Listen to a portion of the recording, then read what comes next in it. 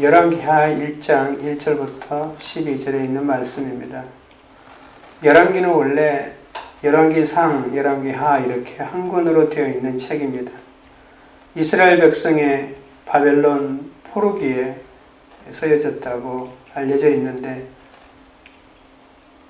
신명기 역사의 관점, 신명기 신학의 관점으로 기록한 여호수아부터 시작해서 열왕기하까지를 신명기 역사서라고 말합니다.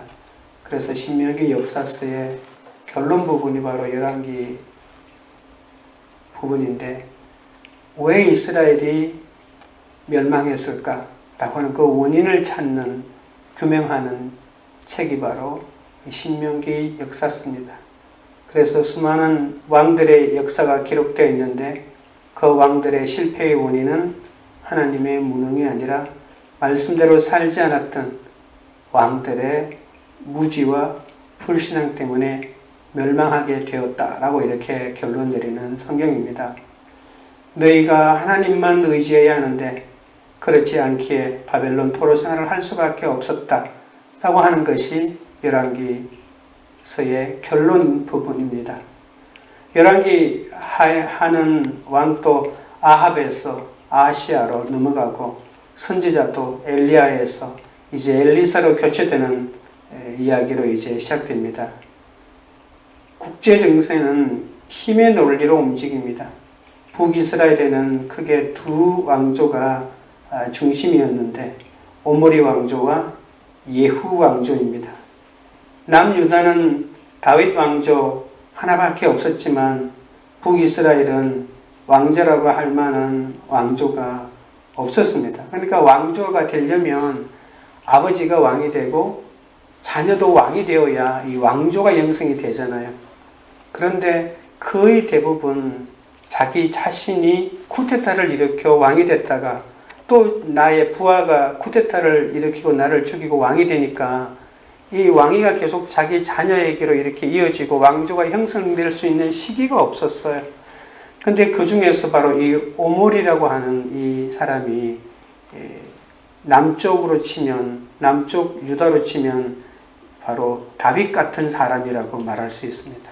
사마리아라고 하는 다윗이 예루살렘을 자기의 성으로 만들듯이 사마리아를 자기의 성지로 만들고 그리고 자기의 아들이 4사람까지 자기와 함께 4사람까지 왕이 계속되는 그런 왕조를 형성하는 최초의 왕조의 역사를 이루어냅니다. 오므리는 그의 아들인 아합으로 인해서 또 유명해지는데요. 북이스라엘이 오므리 때 가장 번성했다고 말할 수 있습니다. 아합은 아버지의 업적을 그대로 이어받아 주위에 있는 작은 나라를 복속시키고 조공을 받았는데요. 그런데 아합이 죽자 남쪽에 있던 모압이 이스라엘에 대하여 반기를 들었다고 말합니다. 오늘 그러한 이야기로 시작하는 열왕기하 1장에 있는 부분들을 살펴보도록 하겠습니다. 1절입니다. 아합이 죽은 후에 모압이 이스라엘을 배반하였더라. 아시아가 사마리아에 있는 그의 다락 난간에서 떨어져 병들매 사자를 보내매 그들에게 이르되 가서 에그론의 신 바알세붑에게 이 병이 낫겠나 물어보라 하니라. 남북 이스라엘을 통틀어서 가장 큰 죄로 꼽을 수 있는 것이 아합과 이세벨의 결혼입니다. 아합이 사돈 왕인 엣바알, 그러니까 바알 제사장이라고 불리는 그 엣바알의 딸인 이세벨과 결혼함으로써 북이스라엘과 남유다의 엄청난 혼돈과 제약에 빠질 수밖에 없었죠. 남유다에도 이 아합의 딸, 아합과 이세벨이 낳은 딸이 남쪽으로 시집을 가고 또 그곳에서 여왕이 되기도 합니다. 그래서 남쪽 유다에 바알 신앙을 심은 남쪽 유다와 북이스라엘을 합쳐서 이 이스라엘 전체에 큰 죄악과 혼돈에 빠뜨리는 엄청난 죄를 가져오는데요. 이 아합이 전쟁터에서 죽은 후에 주전 853년에 그의 아들 아하시아가 왕위에 등극합니다. 그의 부모인 아합과 이세벨의 길과 여로보암의 길을 그대로 따라갑니다. 그래서 바알을 섬기고 하나님의 진노를 사게 됩니다. 이때 두 가지 재앙이 이 아시아에게 일어나는데, 첫 번째 재앙이 바로 속국으로 있던 모압이 기다렸다는 듯이 이스라엘을 배반합니다. 열왕기하 1장에 하나님의 진노가 어떻게 아시아에게 나타났는지 보여줍니다. 이 정치적인 심판이라고 말할 수 있겠죠. 이 모압이 배신을 하고 배반을 하는 것은 이 아합이 죄악이 얼마나 컸는지, 아합이 죽자마자 그의 아들이 왕위에 올라가자마자 하나님의 심판이 임하는 장면을 볼 수가 있습니다. 이 배반으로 이스라엘은 엄청난 손실을 당합니다. 이 일은 아합이 죽은 후에 이스라엘의 힘이 약해졌음을 입증해 주고요. 이스라엘 국가가 가지고 있는 국력도 하나님의 주권적인 의지 아래 있다는 것을 보여줍니다. 모압의 배신은 아합 왕가의 죄악에 대한 하나님의 마땅한 징계입니다. 우상 숭배를 하던 아합 왕의 삶의 결론이 배반으로 끝났다고 말할 수가 있습니다. 그러나 모압의 반란과 독립은 아시아의 첫 번째 추락에 불과합니다. 더 큰 추락이 기다리고 있는데 아시아 왕이 다락에서 논일다가 난간에서 떨어져 병들게 됩니다. 다락 난간은 시원한 바람이 다락방으로 들어오게 하기 위해서 만든 창문 덮개 같은 곳입니다.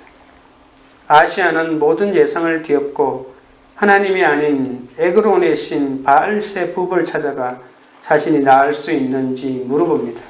자기 부모로부터 바알 신앙을 배웠던 그가 하나님을 찾을 리 만무하죠.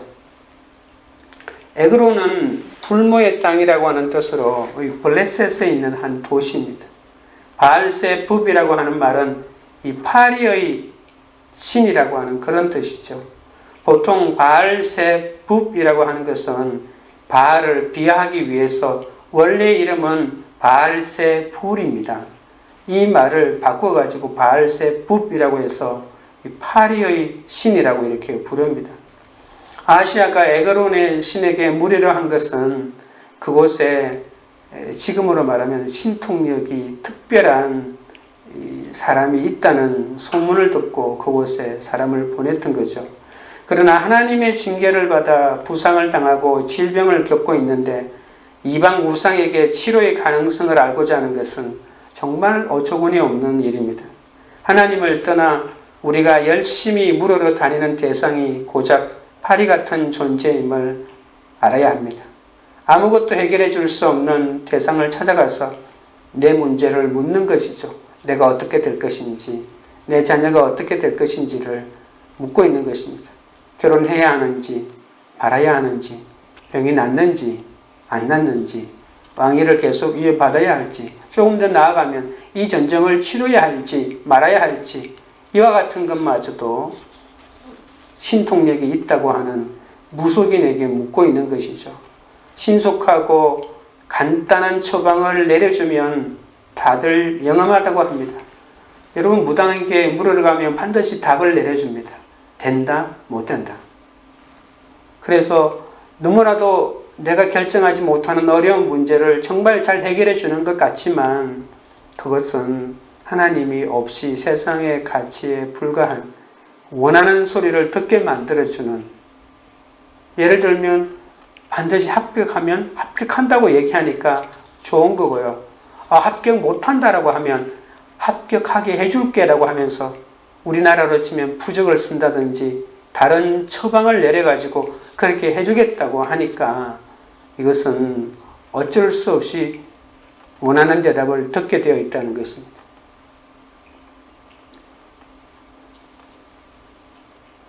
이렇게 물으러 다니는 것 자체가 하나님이 좋아하시지 않고 하나님이 벌하시는 죄인 것을 알아야 하는데, 자기 부모로부터 야훼 하나님에 대한 신앙을 배우지 못했던 아시아는 어쩌면 너무나도 당연한 결과인지 모릅니다.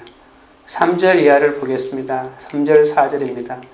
여호와의 사자가 디셉 사람 엘리야에게 이르되 너는 일어나 올라가서 사마리아 왕의 사자를 만나 그에게 이르기를 이스라엘에 하나님이 없어서 너희가 에그로 내신 바알세붑에게 물으러 가느냐. 그러므로 여호와의 말씀이 내가 올라간 침상에서 내려오지 못할지라 내가 반드시 죽으리라 하셨다 하라. 엘리야가 이에 가니라.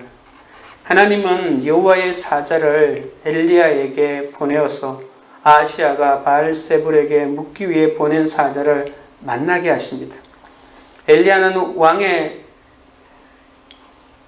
사가에서 이스라엘에 하나님이 없어서 사자에게 이스라엘에 하나님이 없어서 너희가 에그론의 신 바알세불에게 물으러 가느냐라고 꾸짖은 다음에 아하시야가 몸져 누운 침상에서 다시 내려오지 못하고 죽을 것이라고 예언합니다. 하나님의 말씀으로 인도함을 받는 것이 큰 능력입니다. 이스라엘의 초대왕 바울도 여호와께 묻지 아니하였으므로 죽었다라고 역대상 10장 14절 이하에 보면 여러 번에 걸쳐서 그 말이 나옵니다. 하나님의 백성이라고 자처하면서도 미신과 세속의 수단과 방법에 의지한다면 우리도 아하시야와 다를 바가 아무것도 없습니다. 우리는 다락에서 논일다가 떨어져서 죽을 존재가 아닙니다. 떨어져 병들 때 하나님께 묻지 않고 우상에게 묻기 때문에 죽는 것이죠. 떨어져서 병이 들어 죽는 것이 아니고 하나님께 묻지 않기 때문에 죽는다는 것을 알아야 합니다. 아하시야가 왜 죽었나요? 하나님께 묻지 않았기 때문에 죽을 수밖에 없었던 거죠. 오늘 엘리야를 통해서 하나님이 아하시야의 운명에 대해서 말해주는데 하나님께 묻지 않아서 죽는다고 하는 것, 그것을 3절에서 잘 나타내 보여주고 있습니다.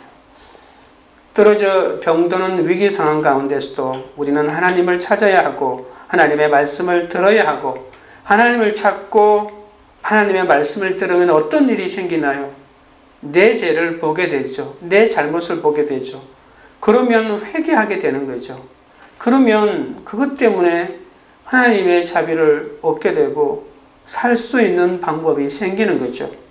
그래서 위기 상황일수록 하나님을 찾고 하나님의 말씀을 가까이 해야 합니다.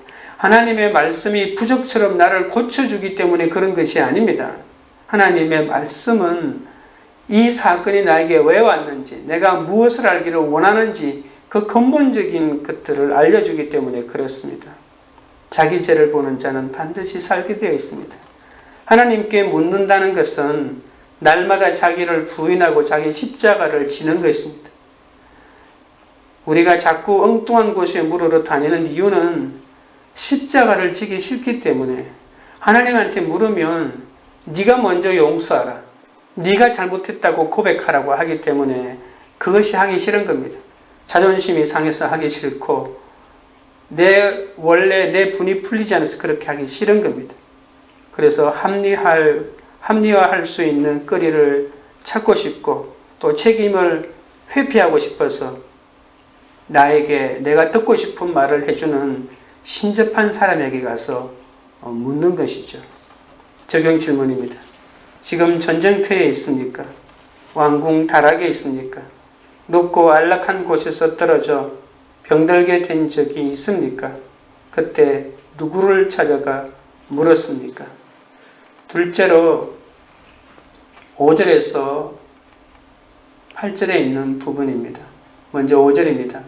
사자들이 왕에게 돌아오니 왕이 그들에게 이르되 너희는 어찌하여 돌아왔느냐 하니 그들이 말하되 한 사람이 올라와서 우리를 만나 이르되 너희는 너희를 보낸 왕에게로 돌아가서 그에게 구하기를 여호와의 말씀이 이스라엘에 하나님이 없어서 내가 에그론의 신 바알세붑에게 물으려고 보내느냐.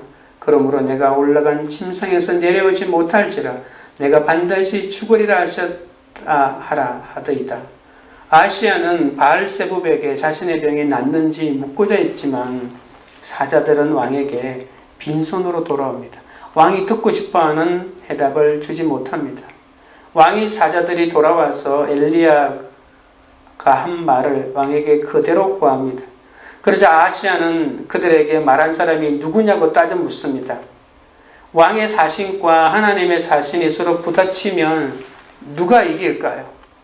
왕은 이 땅의 모든 권세를 갖고 있지만 선지자는 이 세상에서 가진 것이라고는 아무것도 없고 오로지 자신의 입에 넣어준 하나님의 말씀뿐입니다. 엘리야는 아시아의 사신들에게 내가 올라간 침상에서 내려오지 못하고 반드시 죽으리라고 하는 이 죽음을 예고해 줍니다. 이 죽음의 예고를 듣고 어떤 반응을 보였는지가 이후에 계속되는 이야기입니다. 7절, 8절입니다.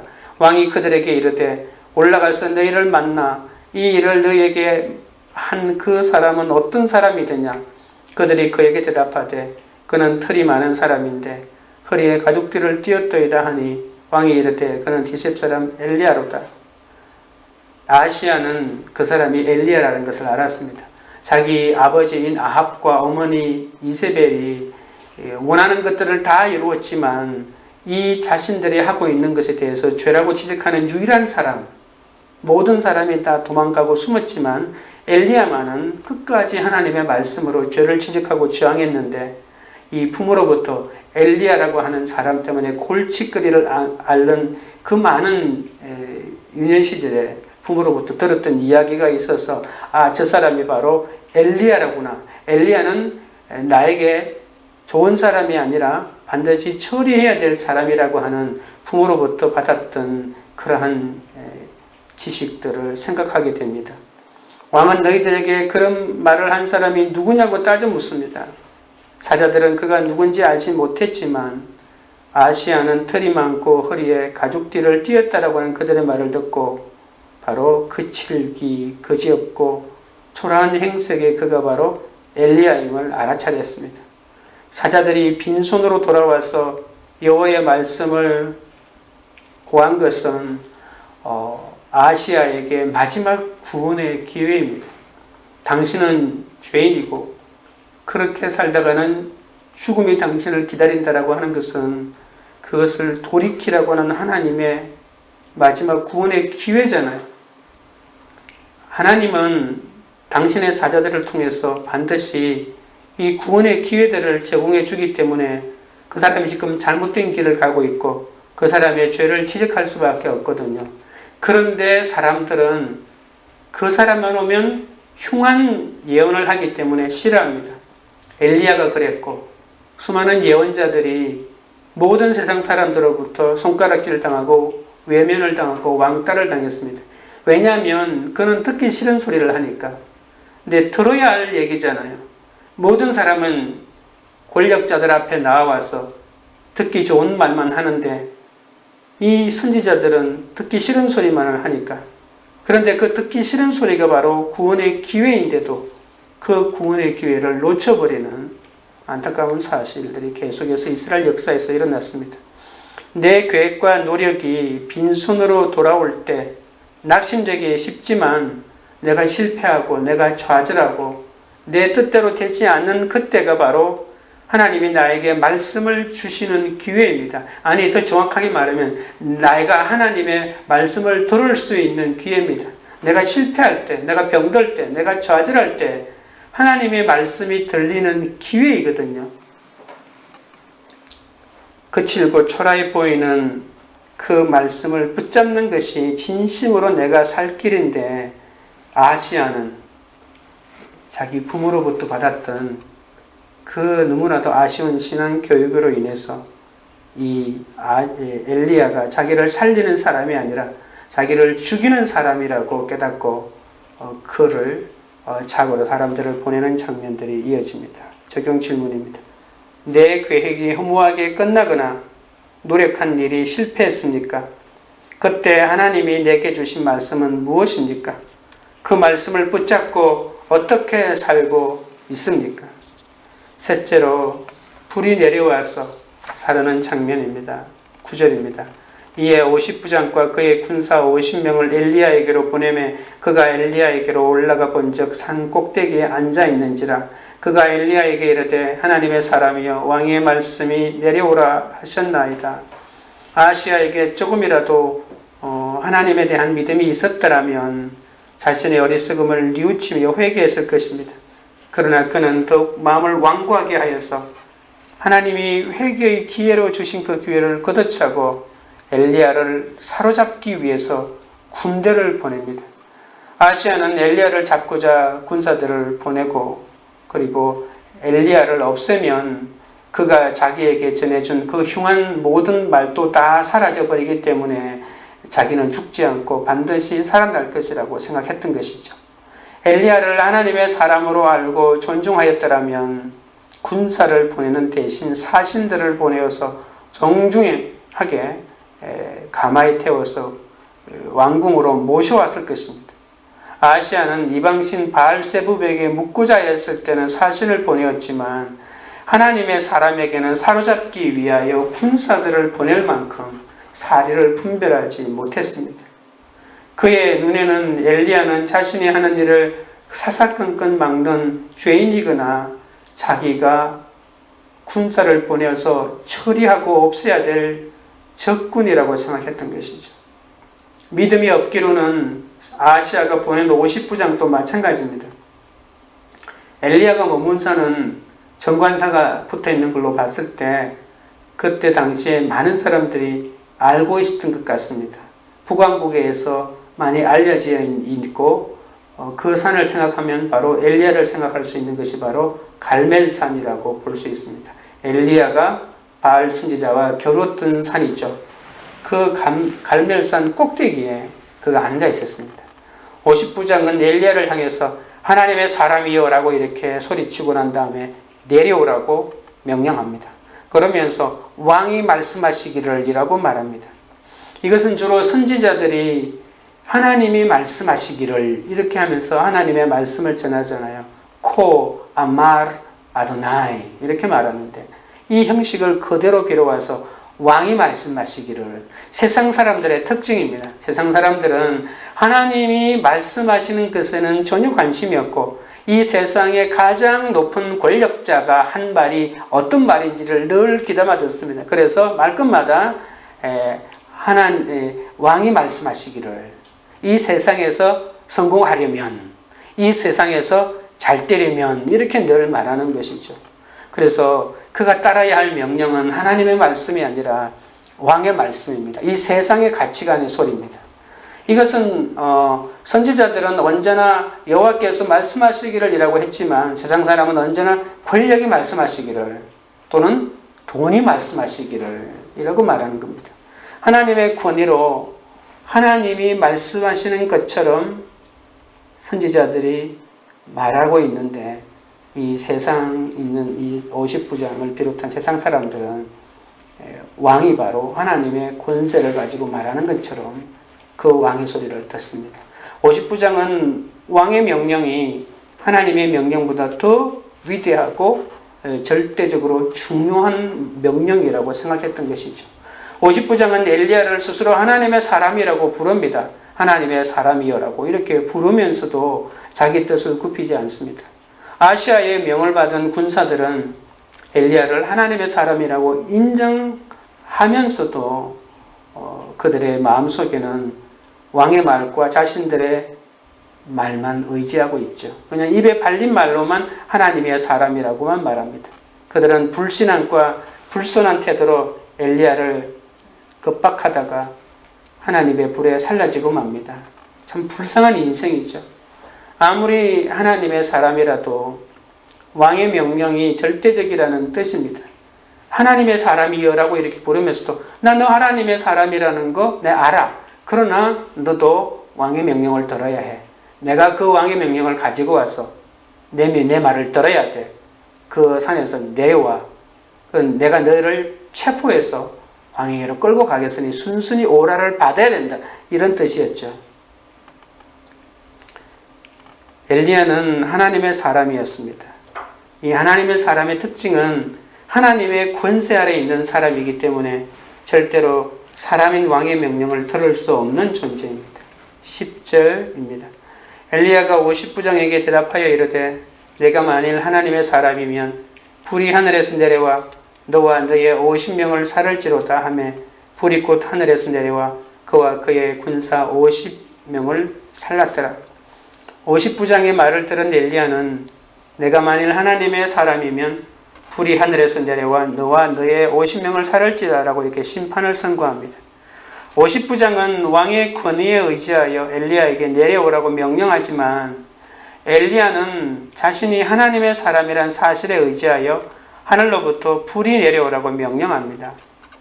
엘리야는 하나님의 사람에게는 인간 왕의 통제 밖에 있는 불까지도 다스릴 수 있는 권세와 능력이 있다는 것을 보여줍니다. 하나님의 응답으로 하늘에서 불이 내리게 하는 것은 엘리야의 전공 과목이잖아요. 엘리야는 불 내리게 하는데 도사입니다. 이번에도 엘리야의 말은 헛되지 않고 자신이 하나님의 이름으로 명령을 내리자마자 하늘에서 불이 내려와 50부장과 그의 50명을 불살라버립니다.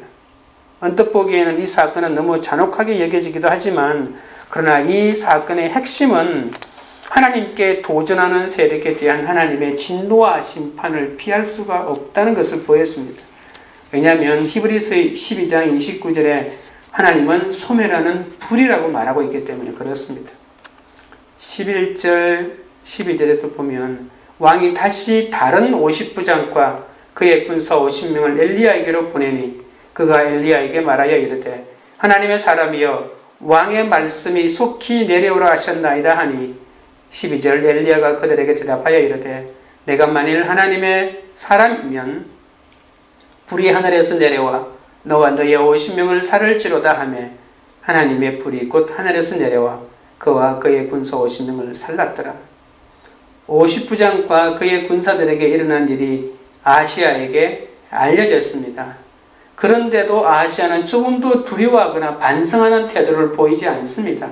오히려 마음이 더 완고해집니다. 내가 반드시 그놈을 잡고 말겠다. 그러면서 다른 50부장과 다른 군사 50명을 다시 보냅니다. 처음 50부장에게 일어난 일이 우연이라고 생각했을까요? 왕으로서 자기 권세에 도취되어서 자기에게 반항하고 저항하는 엘리야를 절대로 살려줄 수 없었다고 생각했을까요? 병상에 있는 몸으로 두 번째 50부장도 보냈지만 첫 번째와 똑같이 하다가 하늘에서 내리는 불에 죽고 맙니다.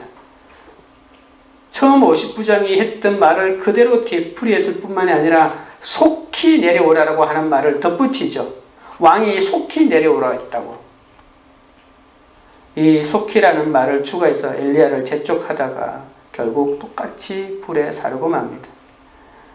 오늘 본문은 끝났지만 야시야가 또 똑같이 한 번 더 50부장을 또 보냅니다. 그래서 그 사람들도 불에 사르죠.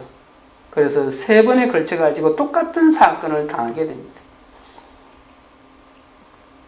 우리는 역사로부터 배우지 못하면 자신의 잘못을 돌이킬 수가 없습니다. 자신이 지난날 실수와 죄로부터 돌이키지 못한다면 이 같은 잘못을 계속해서 되풀이할 수밖에 없습니다. 그리고 우리의 신앙도 뒷걸음질 칠 수밖에 없죠. 여호와의 말씀으로 내 죄를 보여주는 자가 바로 하나님의 사람이죠. 그러니까 내 삶 가운데 엘리야와 같은 존재가 있다는 것이 얼마나 좋은지 모릅니다. 하나님의 말씀을 듣기 위하여 하나님의 사람 앞에 갔는데 그 사람으로 인해서 내 죄를 볼 수 있었다면 얼마나 큰 축복일까요? 내 죄를 회개하고 수치지만 드러내는 것이 아니라 무조건 내 죄를 덮고자 하나님의 사람을 핍박하고 하나님의 말씀으로 내 죄를 말하는 사람의 입을 틀어막고 그들을 모두 감옥에 다 가두고 핍박한다면 우리에게 임하는 것은 하나님의 불이라고 하는 심판밖에 없습니다. 그 불이 내려와 살을 때 내 사람과 내 물질, 내 열심으로 이루어놨던 모든 것이 순식간에 사라진다는 것을 알아야 합니다. 내 열심으로 문제를 해결하려고 하는 그 모든 어리석은 생각을 멈추고 오히려 내 마음속에 있는 불신과 그리고 교만의 죄를 회개해야 합니다. 적용 질문입니다. 말씀으로 내 죄를 보여주는 하나님의 사람을 어떻게 대합니까? 불이 내려와 나를 살을 때 회개하지 않고 내 방법과 열심히 문제를 해결하려 하지는 않습니까? 기도하겠습니다. 하나님 아버지, 높고 아득한 곳에서 떨어져 병들 때도 하나님이 아닌 세상을 찾고 의지한 저를 용서하여 주시옵소서. 왕궁 다락에서 나의 아니만을 위해서 살아갔던 그 지난날의 모든 삶도 불쌍히 여겨 주시옵소서.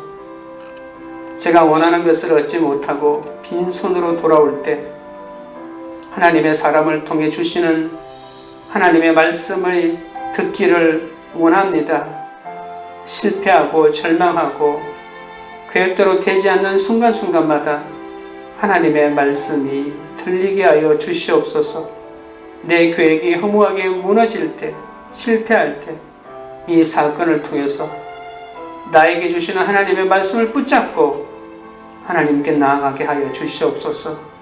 말씀으로 내 죄를 보여주는 하나님의 사람을 무시하지 않게 하시고 그가 누구이든지 내 죄를 보여주는 자가 나의 스승이고 하나님이 나에게 보내준 하나님의 사람이라는 것을 알게 하여 주시고 세상의 가치관으로 그런 사람들을 함부로 판단하지 않도록 인도하여 주시옵소서.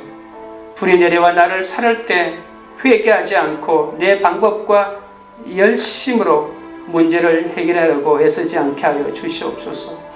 주여, 죽을 것 같은 사건 속에서도 오직 이스라엘의 하나님만을 찾고 우리의 죄를 보고 회개하는 은혜를 허락하여 주옵소서. 광교리들 교회가 어떤 사건 속에서도 오직 하나님께 묻고 주님만 의지함으로 엘리야처럼 하나님의 말씀만 전하는 공동체가 되게 하여 주시옵소서. 예수님의 이름으로 기도드립니다. 아멘.